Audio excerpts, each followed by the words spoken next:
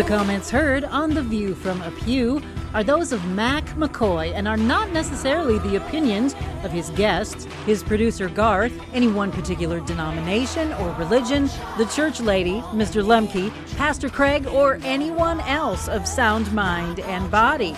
Now, here is today's The View from A Pew, heard all around the world on YouTube. Just search for The View from A Pew. Good morning, good afternoon, and good night, depending on when you're listening or watching this. We appreciate it. This is being recorded and broadcast live on the 4th of July. And I wish I could tell you we've got this grand 4th of July show for you, but that's not what's planned. Michael and Sherry from Next 24 are here.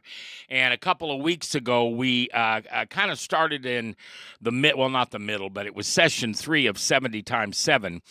And that is a curriculum that I facilitate conversations on. Now, some people want to use the term that I teach it. And my deal is I don't teach. Jesus teaches. The Holy Spirit teaches. I'm just there to kind of direct traffic with conversations. 70 times 7 is about a 20-year-old curriculum written by Bruce Wilkinson, and it is a class that's about 9 or 10 weeks long, about an hour and a half per session, and you go through all the points of forgiveness, unforgiveness, vengeance, the whole 9 yards. And it is, by my opinion, and I have facilitated this, I don't know, I'll pick an easy one, 20 times probably, usually twice a year. This year it's going to be 3 times a year. But it is a class, it is a curriculum, it is a study that helps you understand what Jesus says about forgiveness. He talked about forgiveness all the time. The one everybody remembers is, Father, forgive them, for they know not what they do. Being forgiven, forgiving yourself, and understanding God's forgiveness and the lack of it is something I believe every follower of Jesus needs to know. So, good morning, guys. Welcome to the 4th of July. Morning, Mac. Thanks for having us. Yeah, you bet. Glad to have you here. Thanks for getting up this early on the 4th. So we're gonna start with session 1, and session 1 is called "Unforgiveness Delivers You to the Torturers." Now, let me make a comment. If you go to 70 times 7, and that's 70 capital X 7 on YouTube, you'll find 8 lessons that Bruce himself facilitates and teaches in a class that's actually in Africa when it's taped. So I would encourage you to go to YouTube. There's no cost to it, and go through the videos.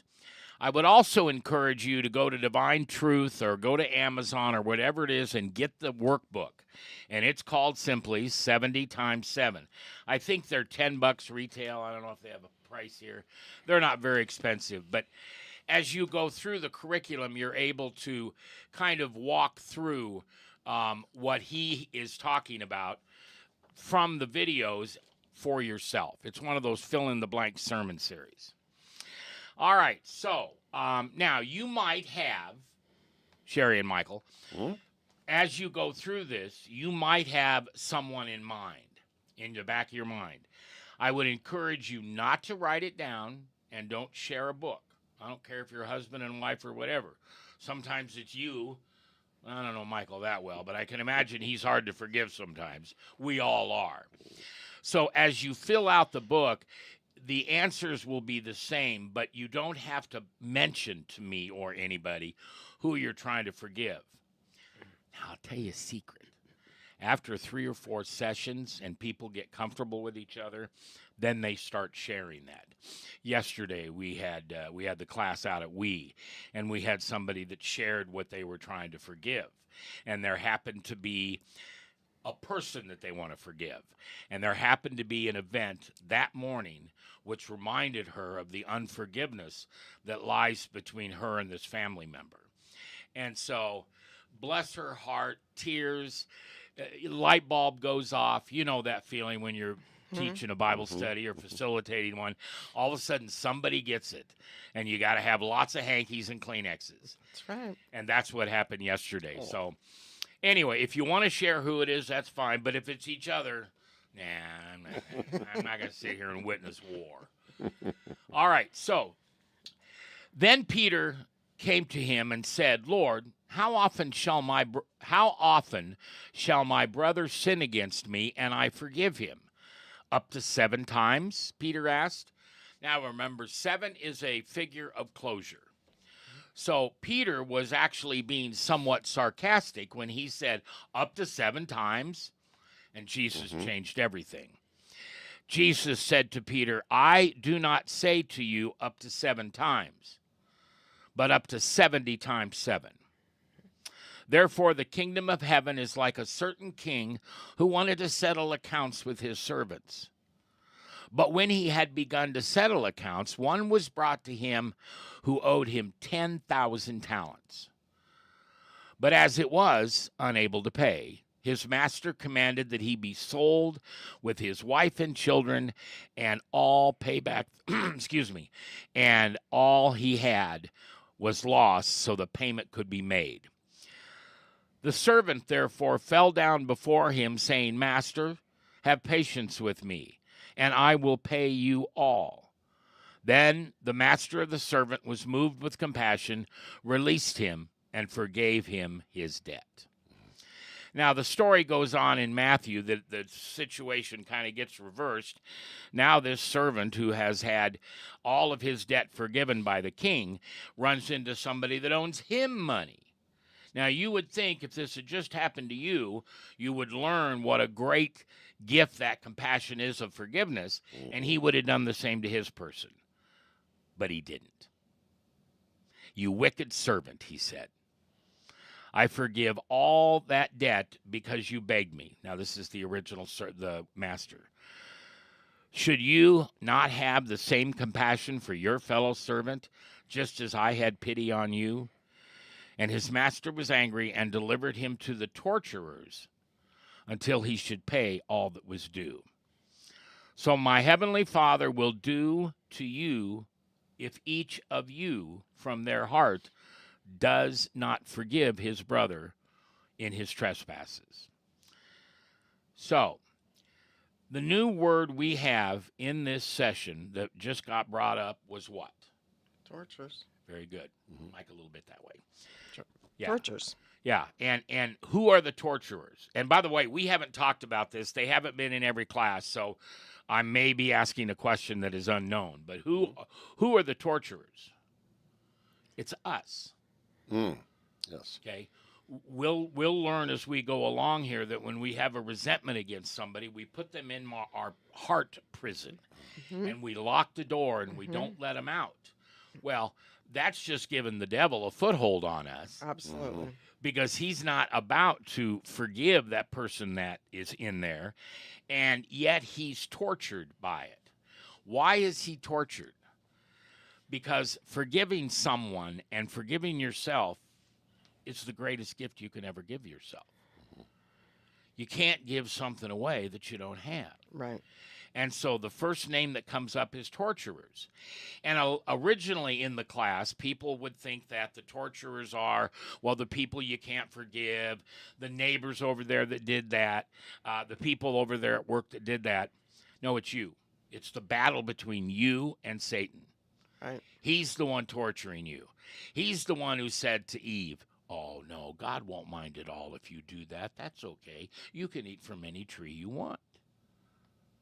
And that has tortured every single human being from the moment it happened. And it's not just, you had mentioned it's the prison in your heart, but it also becomes a prison in your mind. Yeah, absolutely.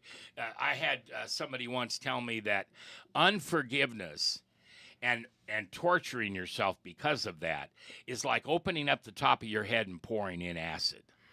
And you expect the other person to be hurt by it. Good analogy. You hurt yourself. You know, God is a gracious God. He's a gentle God. He's a merciful God. He put on skin and flesh and came down here and walked for 33 years so we could see that he also was a human. Our Father created us in his image, and one of his images is in Jesus' image. And he did that so, I mean, how many times did we watch Jesus be in a situation where it could have been tough to forgive? Absolutely. You know, I was watching The Chosen yesterday, the new season 4, and this is when he met the blind man who had been blind from birth sitting next to the pool, and Jesus decided to heal him. Well, it was Shabbat, so it was a Jewish holiday, and the Pharisees came unglued. Well, the thing I like about The Chosen, guys, is Jesus became a little unglued too. And when I read Jesus' words, the words in red in my Bible, I'm not always talking like this because everybody thinks this is how Jesus talked. Yep. If I was reading that scene from the blind man, which I think is in Matthew, man, my voice and my tone would be as frustrated as he was.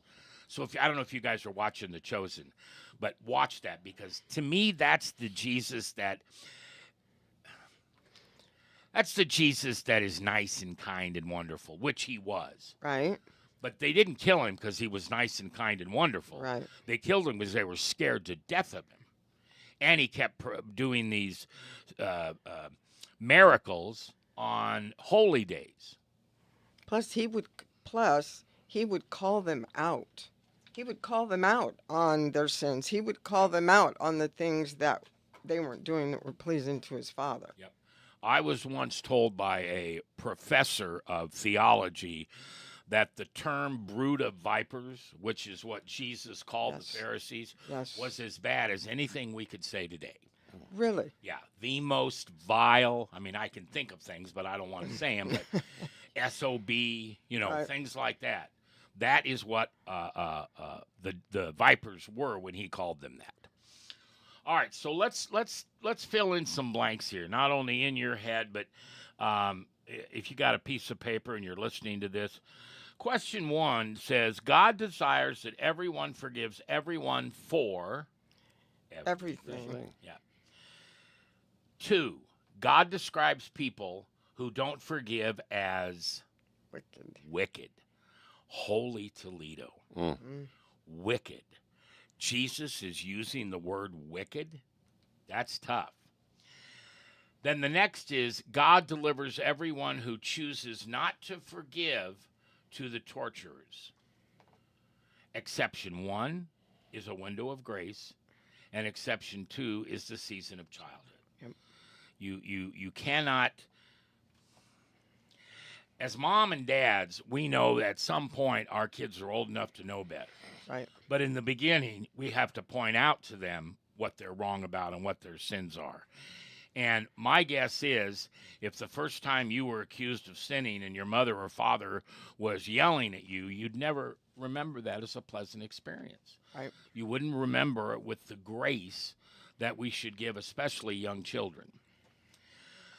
And you guys want to comment on this, just go ahead and jump in. Now, we're going to take our first break, and when we come back, we're going to talk about the basics of forgiveness.